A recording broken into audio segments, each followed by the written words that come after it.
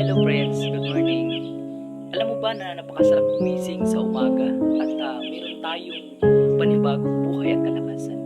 Pasalamatan natin ito sa araw-araw sa Panginoon sapagkat sa araw-araw niya tayong binibigyan at ginigising ng may buhay at kalakasan. Kaya kapatid, kung nakikita mo po na napakaganda ng sikat ng araw, napakaganda ng ating gising sa araw-araw, mas maganda ang pangako ng ating Panginoon. Kaya pagising natin sa umaga, tayo ay mag-pray, pasalamatan natin ang lahat. At yan po ang aking may share sa iyo.